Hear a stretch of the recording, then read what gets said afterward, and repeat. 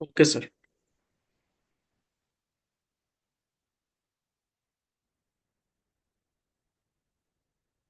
নমস্কার, good afternoon students. তো দেখো, তোমাদের আজকের ক্লাসের টপিক কি রয়েছে? তোমাদের ক্লাসের টপিক হচ্ছে আলোর প্রতিসরণ। আলোর প্রতিসরণ, রিফ্লেকশন অফ লাইট। ঠিক আছে? তো এই টপিকটার ব্যাপারে আজকে আমি তোমাদেরকে বোঝাবো। তো বোঝানোর পরেও যদি তোমাদের কোনো কিছু অসুবিধা থাকে, কোনো ডাউট থাকে, প্রবলেম থাকে, অবশ্যই সেটা কিন্তু আমাকে জিজ্ঞাসা করে নেবে। ঠিক আছে? ওকে। তাহলে এবারে এই এবার এখন আমরা কি করব? এখন আমরা একটা শিক্ষামূলক উক্তি পড়ে নেব। দেখিনি তাহলে শিক্ষামূলক উক্তিটি কি রয়েছে তোমাদের জন্য।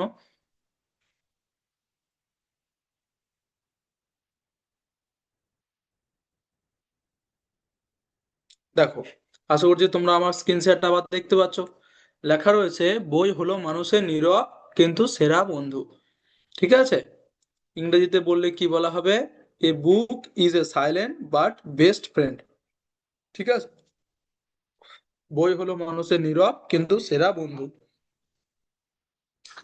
বই আমাদের এমন এক বন্ধু যে কখনো কথা বলে না, কিন্তু অনেক কিছু শেখায়, তাই না?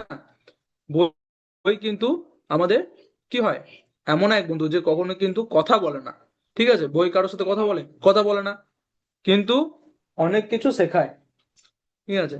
যখন আমরা বই পড়ি, তখন বই আমাদের নতুন নতুন গল্প শোনায়, নতুন জিনিস জানতে সাহায্য করে, এবং ভালো মানুষ হতে শেখায়, তাই না?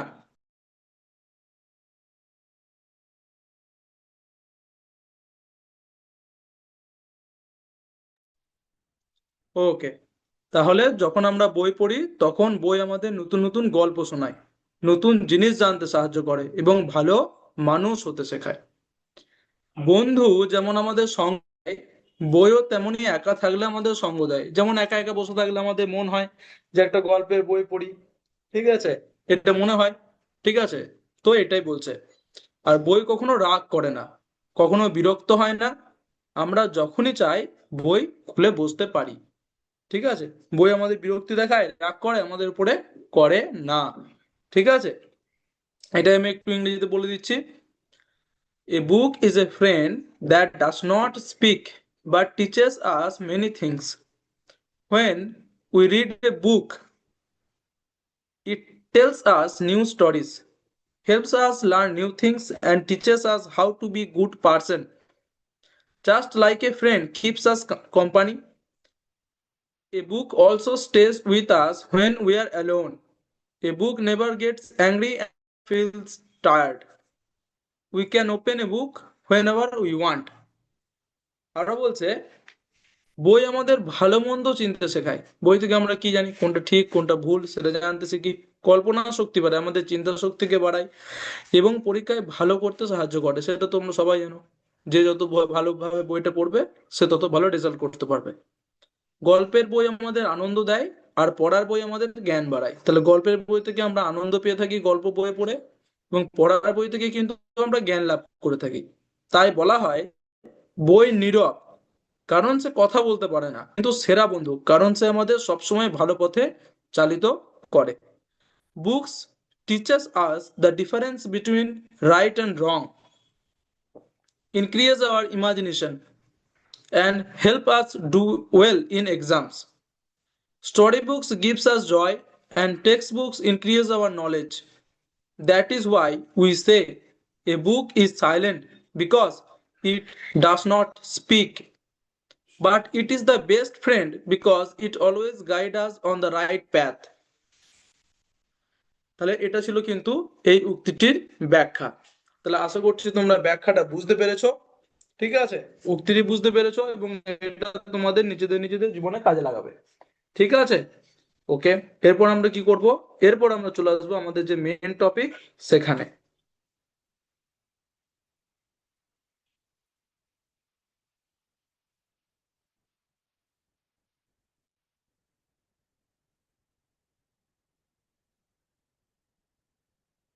দেখো, আমাদের মেন টপিক কি ছিল আরেকবার দেখিয়ে দিচ্ছি।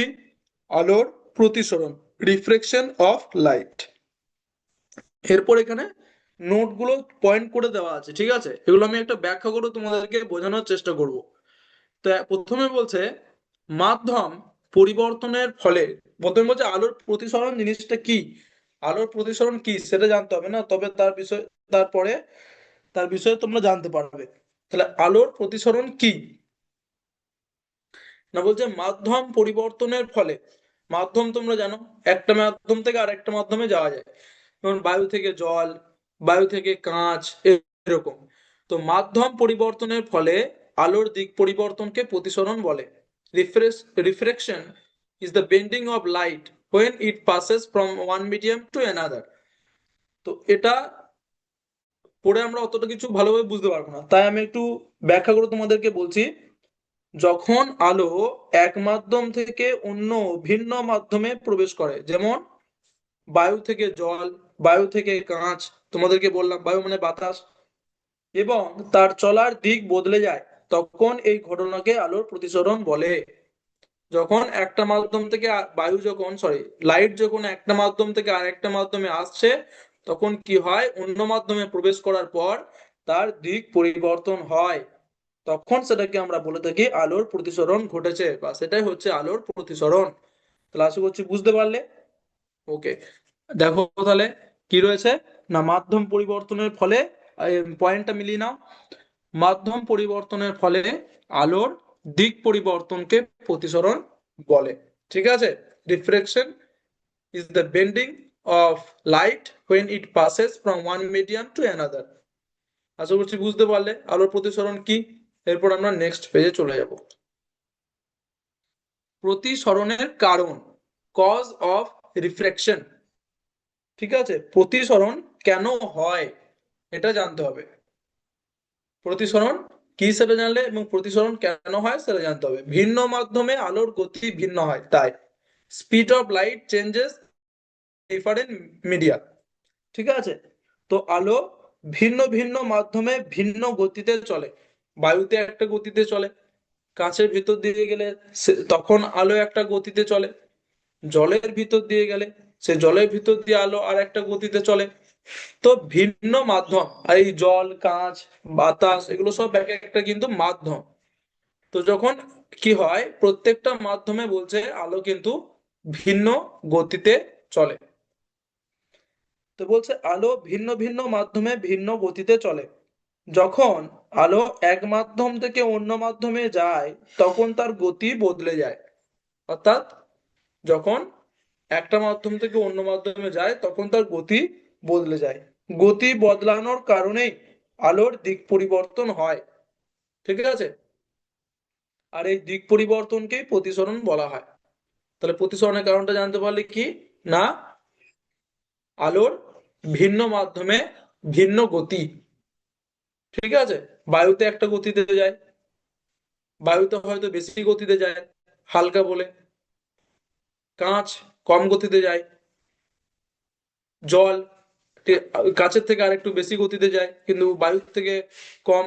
তো এরকম একটা গতি আছে, প্রত্যেকটা মাধ্যমে আলোর গতি একই রকম নয়। তাই এই বিভিন্নতার জন্য কি হয় না, আলোর প্রতিসরণ হয়। আলোর প্রতিসরণের কারণ তোমরা জানতে পারলে যে বিভিন্ন মাধ্যমে আলোর গতি ভিন্ন হয়, speed of light changes in different media. তাহলে আশা করছি বুঝতে পারলে প্রতিসরণের কারণ, কজ অফ রিফ্লেকশন। এরপর আমরা চলে যাব নেক্সট পেজে। উদাহরণ, এক্সাম্পল। এখানে একটা এক্সাম্পল দিয়েছে, আমি তোমাদেরকে দুটো এক্সাম্পল বলবো, তিনটে এক্সাম্পল বলবো। এক নম্বর বলছে এখানে জলে রাখা পেন্সিল বাঁকা দেখায়। যদি একটা কাঁচের গ্লাস নাও এবং সেখানে যদি কিছুটা জল জল ভরো, তো তারপরে একটা পেন্সিলকে যদি সেই জলে ডুবিয়ে রাখো, দেখতে হবে কি, সঙ্গে সঙ্গে দেখতে হবে বাইরে থেকে, কাঁচের গ্লাস বাইরে থেকে দেখতে হবে, তো পেন্সিলটা দেখবে কিছুটা বেঁকে গেছে, মনে হবে যেন পেন্সিলটা ভেঙে গেছে, তাই না? কিন্তু আসলে সেটা হয় না। তো এটা হচ্ছে আলোর প্রতিসরণের একটা খুব সহজ বা সুন্দর একটা এক্সাম্পল বা উদাহরণ। ঠিক আছে, যে গ্লাসে জল রাখা পেন্সিল বাঁকা দেখায়। তারপরে জলের তলায় থাকা কয়েন উপরে উঠেছে বলে মনে হয়। যদি আবার একটা বালতিতে যদি একটু জল নাও বেশি করে, তো এবং একটা কি করবে, একটা কয়েন, 1 টাকা বা 2 টাকার একটা কয়েন যদি বালতিতে ফেলে দাও, তাহলে সেটা দেখবে উপর থেকে যদি দেখা হয়, দেখা যায় যে মনে হবে যেন অনেকটা উঠে চলে এসেছে কয়েনটা, এরকম করে কয়েন না দিলেও চলে। কয়েন না দিলেও বুঝতে পারবে যে বালতির যে তলটা, নিচের তলটা, সেটাও মনে হয় যেন উপরে উঠে এসেছে। তো এটাও কিন্তু একটা প্রতিসরণের উদাহরণ। আরো বলছে যে সুইমিং পুলের তলা বাস্তবের চেয়ে কম গভীর মনে হয়। সুইমিং পুলের সামনে গিয়ে যদি দাঁড়াও, তো তখন আহ ওপর থেকে দেখে মনে হয় সুইমিং পুলটা অতটা গভীর নয়, অতটা খাল নয়, কিন্তু যখন নামা হয় তখন কিন্তু ডুবে যেতে পারো। তাই সুইমিং পুলের ওপর থেকে কিন্তু দেখে বোঝা যায় না কতটা গভীরতা রয়েছে। এইসবের পিছনে কিন্তু কি আছে না, আলোর প্রতিসরণের সূত্র যেটা, সেটা কাজ করছে। ঠিক আছে, তাহলে তিনটে উদাহরণ তোমাদের এখানে বললাম। একটা হচ্ছে গ্লাসে জল রাখা পেন্সিল, অর্থাৎ জলে রাখা পেন্সিল বাঁকা দেখায়। তারপরে জলের তলায় থাকা কয়েন উপরে উঠেছে বলে মনে হয়, ঠিক আছে, উপর থেকে দেখলে। এবং সুইমিং পুলের তলা বাস্তবের চেয়ে কম গভীর মনে হয় উপর থেকে দেখলে। এই তিনটে উদাহরণ কিন্তু তোমাদেরকে ভালোভাবে মনে রাখতে হবে। ঠিক আছে, এবার নেক্সট পেজে দেখি কি রয়েছে। নিয়ম, লস অফ রিফ্লেকশন। কি নিয়ম রয়েছে দেখি।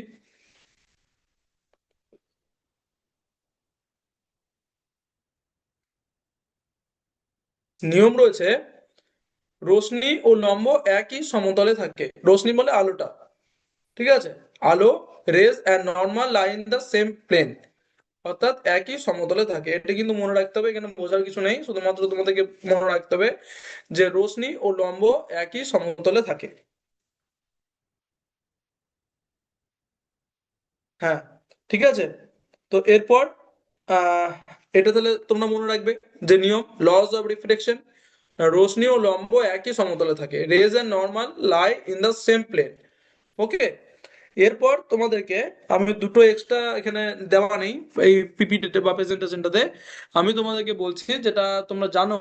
একটা হচ্ছে আপাতন কোণ আর একটা হচ্ছে প্রতিসরণ কোণ। এটা আবার আগের ক্লাসও হয়তো করিয়েছিলাম, তাও একবার মনে করিয়ে দিচ্ছি, ঠিক আছে, কারণ খুবই ইম্পর্ট্যান্ট এই দুটো। আপাতন কোণ কি, না যে কোণে আলো মাধ্যমের উপর পড়ে এবং সেখানে যে কোণ সৃষ্টি করে।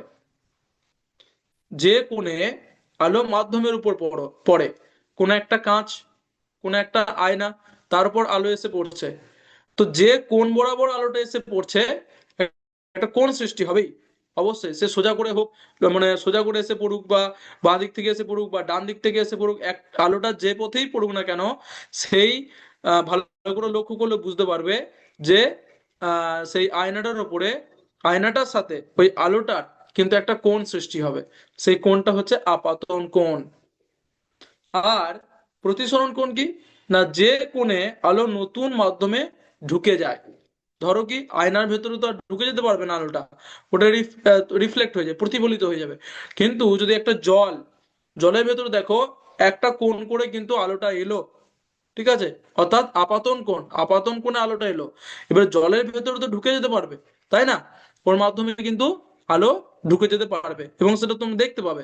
যদি একটা কাঁচের গ্লাসে বা কাঁচের একটা জারে যদি জল রাখো এবং সেটাকে রোদে রাখো, দেখবে আলোটা একটা আহ, কোণ বরাবর এলো, সেই কোণটাকে বলছে আপাতন কোণ, বোঝালাম। ঠিক আছে, এবারে যে কোণ বরাবর কি হচ্ছে, না জলের ভিতরে ঢুকে যাচ্ছে আলোটা, সেটা কিন্তু কি হবে, সেটার নাম হচ্ছে প্রতিসরণ কোণ। ঠিক আছে, তাহলে আপাতন কোণ বুঝলে, প্রতিসরণ কোণ জানলে। আগের দিনও বলেছিলাম প্রতিফলন কোণ, আর একটা যে প্রতিফলন কোণ। প্রতিফলন কোণ মানে হচ্ছে এই যে বললাম, আয়নাতে কি হয়, আয়নার ভেতরে তো ঢুকতে ঢুকতে পারে না, ঠিক আছে, কাঁচের ভেতরে ঢুকতে পারে কিন্তু আয়নার ভেতরে ঢুকতে পারে না আলো, তখন কি হয়, তখন প্রতিফলিত হয়ে যায় আলোটা। তো এই প্রতিফলিত হচ্ছে, অর্থাৎ একটা কোণ এলো, আয়নাতে ধাক্কা খেলো, আলোটা আবার ফিরে গেল, এই যে ফিরে যাচ্ছে যে কোণ বরাবর, সেটা কিন্তু হচ্ছে প্রতিফলন কোণ। তাহলে তিনটে কোণ জেনে গেলে, একটা হচ্ছে আপাতন কোণ, অ্যাঙ্গেল অফ ইনসিডেন্স, আর এখানে জানলে প্রতিসরণ কোণ, ঠিক আছে, অ্যাঙ্গেল অফ রিফ্লেকশন। আর তখন বলেছিলাম প্রতিফলন কোণ। ঠিক আছে, তাহলে আশা করছি নিয়মটাও মনে রাখতে পারবে, আর এই কোন তিনটের ব্যাপারেও মনে রাখতে পারবে। এরপর নেক্সট পেজে দেখি কি রয়েছে।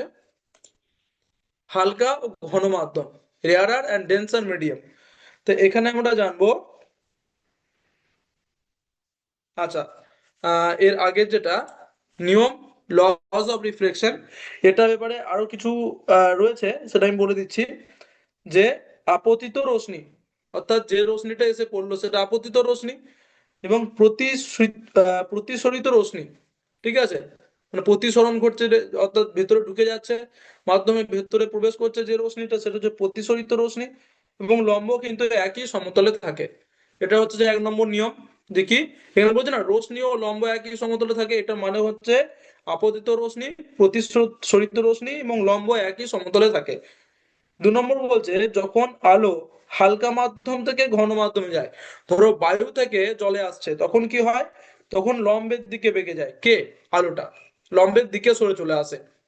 আর যখন আলো ঘন মাধ্যম থেকে হালকা মাধ্যমে যায়, তখন লম্ব থেকে দূরে সরে যায়।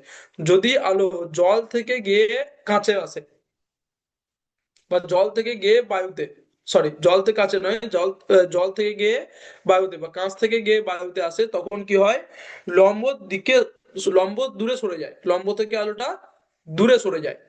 ঠিক আছে, তাহলে এখানে তিনটে জানলে তোমরা সূত্র। একটা হচ্ছে আপতিত রশ্মি, প্রতিসরিত রশ্মি এবং লম্ব একই সমতলে থাকে। হ্যাঁ। আর 2 নম্বর হচ্ছে যখন আলো হালকা মাধ্যম থেকে ঘন মাধ্যমে যায়, মানে উদাহরণ বলছি, বায়ু থেকে যখন জলে বা কাঁচে যায়, প্রবেশ করে, তখন কি হয় না লম্ব দিকে বেঁকে যায় আলোটা, অর্থাৎ লম্ব দিকে সরে আসে। আর যখন আলো ঘন মাধ্যম থেকে হালকা মাধ্যমে যায়, অর্থাৎ কাঁচ থেকে বা জল থেকে যখন বায়ুতে যায়, তখন কি হয়, আলোটা লম্ব থেকে দূরে সরে যায়। লম্ব মানে জানো নর্মাল, যেটা একটা কাল্পনিক রেখা, ঠিক আছে। তা এইটা হচ্ছে যে এই তিনটে ছিল সূত্র, আশা করছি মনে থাকবে। ওকে, নেক্সট পেজে আমরা যাব। নেক্সট পেজে রয়েছে হালকা ও ঘন মাধ্যম। হালকা মাধ্যম কি, দেখো এখানে বলবে কোনটা হালকা মাধ্যম, আমি এখনই বলছিলাম উদাহরণ দেওয়ার সময়। তো হালকা মাধ্যম হচ্ছে যেখানে আলো দ্রুত চলে। দেখো তখন বলছে না আলো বিভিন্ন গতি থাকে, ভিন্ন মাধ্যমে ভিন্ন গতি, প্রথমেই বলেছিলাম। তো হালকা মাধ্যমে আলোর, যেখানে আলো দ্রুত চলে, যেমন হচ্ছে বায়ু, অর্থাৎ বাতাসে কিন্তু আলো দ্রুত চলতে পারে। আর ঘন মাধ্যমে কি হয়, যেখানে আলো ধীরে চলে, যেমন জল, কাঁচ, এগুলোতে, এগুলোতে কি হয় না আলো ধীরে চলে, এগুলো হচ্ছে ঘন মাধ্যম, ডেন্সার মিডিয়াম, ঠিক আছে। আর হালকা মাধ্যমে কি হয়, যেখানে আলো কিন্তু দ্রুত চলে না, যেমন হচ্ছে বায়ু। তাহলে আশা করছি বুঝতে পারলে হালকা মাধ্যম ও ঘন মাধ্যম কি। ওকে, আরেকবার বলে দিচ্ছি শোনা গো। হালকা মাধ্যম বা রেয়ার আর মিডিয়াম যেটা, সেটা হচ্ছে যেখানে আলো দ্রুত চলে, ঠিক আছে, যেমন হচ্ছে বায়ু, উদাহরণ হচ্ছে বায়ু, বায়ু হচ্ছে হালকা মাধ্যম বা রেয়ার আর মিডিয়ামের এক্সাম্পল। আর ঘন মাধ্যম হচ্ছে যেখানে আলো ধীরে চলে, ঠিক আছে, ধীরে ধীরে চলে, ফাস্ট যেতে পারে না, যেমন জল, কাঁচ, এগুলো এগুলো হচ্ছে ঘন মাধ্যম, ঠিক আছে, ডেন্সার মিডিয়াম এর এক্সাম্পল। তাহলে আশা করছি বুঝতে পারলে। ওকে, এইটা এতটা অব্দি ছিল। এরপর আমি তোমাদেরকে কি জিজ্ঞাসা করব, ওয়ার্ড ওয়াল অ্যাক্টিভিটির মাধ্যমে তোমাদেরকে কয়েকটা এমসিকিউ প্রশ্ন আমি জিজ্ঞাসা করব, ঠিক আছে।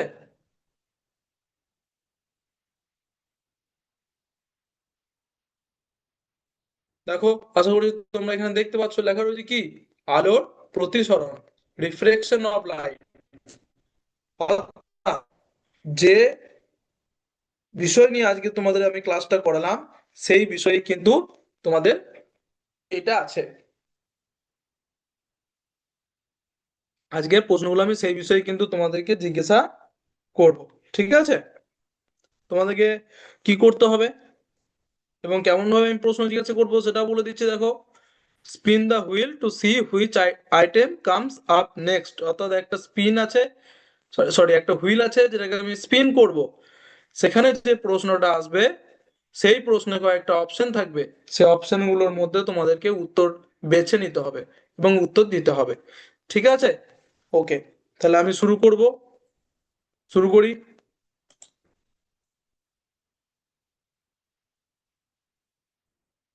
দেখি, স্পিন করব এক একটা করে, এবং এক একটা করে এখানে দেখো তীর চিহ্ন তোমরা দেখতে পাচ্ছ, এই তীর চিহ্নতে কোন প্রশ্নটা আসবে সেই প্রশ্নের উত্তর কিন্তু তোমাদেরকে দিতে হবে।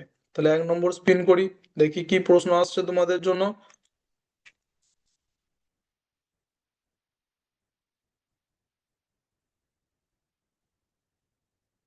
তোমাদের জন্য প্রথম প্রশ্ন এসেছে, আলো এক মাধ্যম থেকে অন্য মাধ্যমে গেলে কেন প্রতিসরণ হয়? Why does refraction occur when light passes from one medium to another? Option A, আলোর রং বদলায়, colour of light changes. Option B, আলোর গতি পরিবর্তিত হয়, speed of light changes. Option C, আলো দুর্বল হয়, light becomes weak. Option D, আলো তাপ সৃষ্টি করে, লাইট প্রডিউসেস হিট। বলো কোনটা উত্তর হবে? ভালো করে পড়ো প্রশ্নটা, অপশনগুলো দেখো এবং উত্তর দেওয়ার চেষ্টা করো।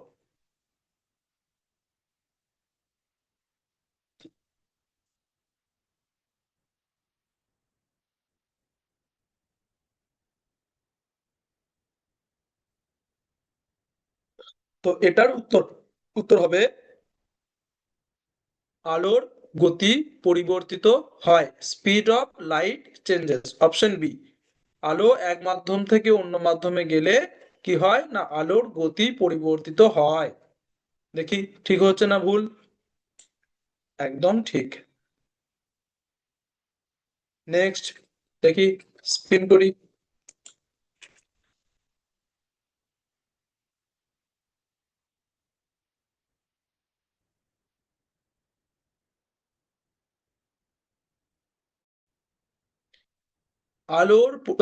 পরের প্রশ্ন, আলোর প্রতিসরণ কি? What is reflection of light? Option A, আলোর প্রতিফলন, reflection of light. Option B, আলো সোজা পথে চলে, light travelling in straight line. Option C, মাধ্যম পরিবর্তনের ফলে আলোর দিক পরিবর্তন, bending of light due to change of medium. Option D, আলো শোষিত হয়, অ্যাবজর্পশন অফ লাইট।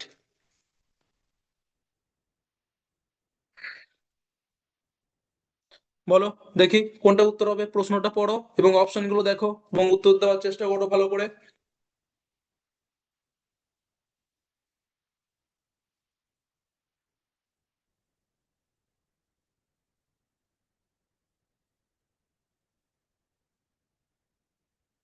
আলোর প্রতিসরণ কি?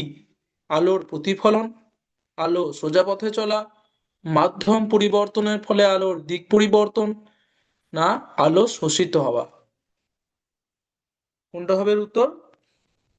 এর উত্তর হবে অপশন সি, মাধ্যম পরিবর্তনের ফলে আলোর দিক পরিবর্তন, bending of light due to change of medium.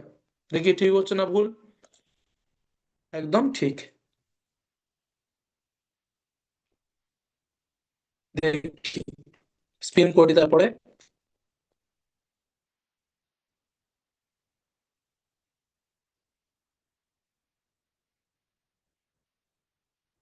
3 নম্বর প্রশ্ন তোমাদের জন্য, কোনটি হালকা মাধ্যম?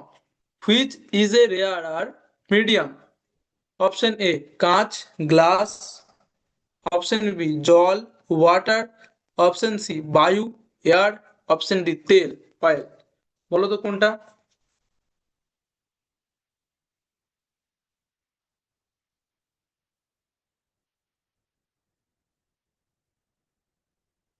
তো এটার উত্তর হবে অপশন সি, বায়ু। একদম ঠিক।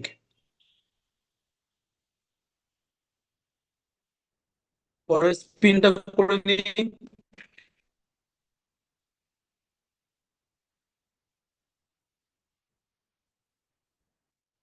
আলো বায়ু থেকে কাঁচে গেলে কি ঘটে?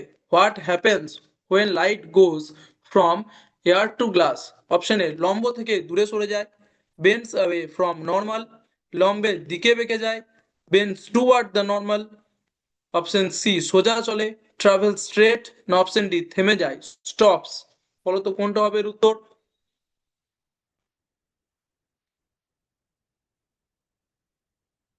এটার উত্তর হবে লম্বের দিকে বেঁকে যায়। Option B bends toward the normal, একদম ঠিক।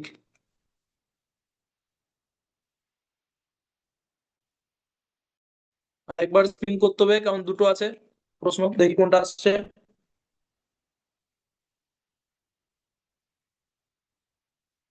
নিচের কোনটি প্রতিসরণের উদাহরণ?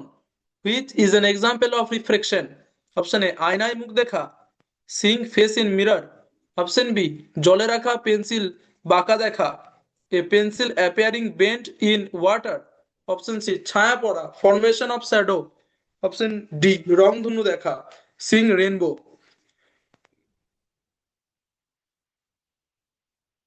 বলো কোনটা হবে এর উত্তর? এটার উত্তর হবে অপশন বি, তাই না? জলে রাখা পেন্সিল বাঁকা দেখানো, এ pencil appearing bent in water. দেখি ঠিক হচ্ছে না ভুল? একদম ঠিক। লাস্ট প্রশ্ন, সুইমিং পুল কম গভীর মনে হওয়ার কারণ কি? Why does a swimming pool appear less deep? Option A প্রতিফলন রিফ্লেকশন, অপশন বি প্রতিসরণ রিফ্রেকশন, অপশন সি বিচ্ছুরণ স্ক্যাটারিং, অপশন ডি ছায়া শ্যাডো। কোনটা বলো তো?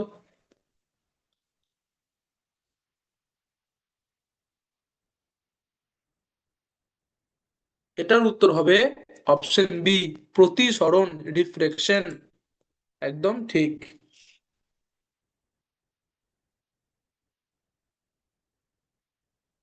তাহলে এখানে গেম কমপ্লিট, ছটার মধ্যে ছটায় তোমরা উত্তর দিয়ে ফেলেছো। দেখে নি তোমরা উত্তরগুলো একবার দেখে নি, দেখো উত্তরগুলো একবার দেখে নাও, প্রত্যেকটাই কিন্তু তোমরা সঠিক দিয়েছো। ঠিক আছে, তাহলে আশা করছি তোমাদের এই ওয়ার্ডওয়াল অ্যাক্টিভিটি বা এমসিকিউটাও ভালো লেগেছে। এরপর আমরা কি করব? এরপর আমরা করব ডিকটেশন। এরপর আমরা করব ডিকটেশন। তোমরা জানো ডিকটেশন কি? শ্রুতি লিখন আমরা প্রত্যেকদিন করি, তাই না? তাহলে প্রথমে কি করতে হবে? একটা খাতা নিতে হবে এবং খাতাতে নিজে নিজে প্রথমে উপরে নাম লিখে নিতে হবে, এন এম ই নেম দিয়ে হাইফেন দিয়ে নিজে নিজের নাম লিখতে হবে। তারপরে রোল নাম্বার হাইফেন দিয়ে নিজে নিজে রোল নাম্বার লিখতে হবে। গ্রেড মানে হচ্ছে হাইফেন দিয়ে কোন ক্লাসে পড়ো সেটা লিখতে হবে এবং তার পাশে কোন সেকশনে পড়ো সেটা লিখতে হবে। যদি সেকশন তোমাদের না থাকে তাহলে কোনো অসুবিধা নেই, লেখার দরকার নেই, শুধু ক্লাস লিখে দেবে। এবং 1 2 3 4 করে এইভাবে সিরিয়াল নাম্বার লিখে নেবে। ঠিক আছে, নাম্বারিং করে নেবে। তারপর আমি এক একটা করে বলবো তোমাদের। দেখো 1 নম্বরটা লেখো। ইংরেজিতে যারা লিখতে পারবে তারা ইংরেজিতে লিখবে, বাংলায় যারা লিখতে পারবে তারা বাংলায় লিখবে। আমি দুটোই বলবো।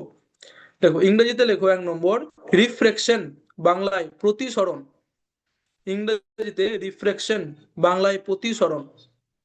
ইংরেজিতে রিফ্রেকশন, বাংলায় প্রতিসরণ। 2 নম্বর লেখো বাংলায় মাধ্যম, ইংরেজিতে মিডিয়াম। বাংলায় মাধ্যম, ইংরেজিতে মিডিয়াম। বাংলায় মাধ্যম, ইংরেজিতে মিডিয়াম। তো আশা করছি 3 নম্বরটা হয়ে গেছে, সরি 2 নম্বরটা হয়ে গেছে। এরপর 3 নম্বরটা লেখো। 3 নম্বরটা হচ্ছে ইংরেজিতে লাইট, বাংলায় আলো। ইংরেজিতে লাইট, বাংলায় আলো। ইংরেজিতে লাইট, বাংলায় আলো। 3 নম্বরটা হয়ে গেছে। 4 নম্বরেরটা লেখো। ইংরেজিতে গ্লাস, বাংলায় কাঁচ। ইংরেজিতে গ্লাস, বাংলায় কাঁচ। ইংরেজিতে গ্লাস, বাংলায় কাঁচ। হয়ে গেছে আশা করছি 4 নম্বরটা। এবার লেখো 5 নম্বরে। 5 নম্বরটা হচ্ছে ইংরেজিতে ওয়াটার, বাংলায় জল। ইংরেজিতে ওয়াটার, বাংলায় জল। ইংরেজিতে ওয়াটার, বাংলায় জল। তাহলে আশা করছি তোমাদের 5টা ডিকটেশন লেখা হয়ে গেছে। কি করতে হবে তোমাদের? এবার টিচার্সদের বলতে হবে খাতাগুলোর ফটো তুলে, তোমাদের খাতাগুলো ফটো তুলে আমাদের হোয়াটসঅ্যাপ গ্রুপে পাঠিয়ে দেওয়ার জন্য। তাহলে আশা করছি তোমরা ক্লাসটা বুঝতে পেরেছো, তোমাদের ভালো লেগেছে। যদি কোনো রকম কিছু প্রশ্ন থাকে সেটা কিন্তু অবশ্যই জিজ্ঞাসা করবে। আজকের ক্লাস এতটাই অবধি। Thank you. জয় বিদ্যাশক্তি, জয় ভারত, জয় হিন্দ।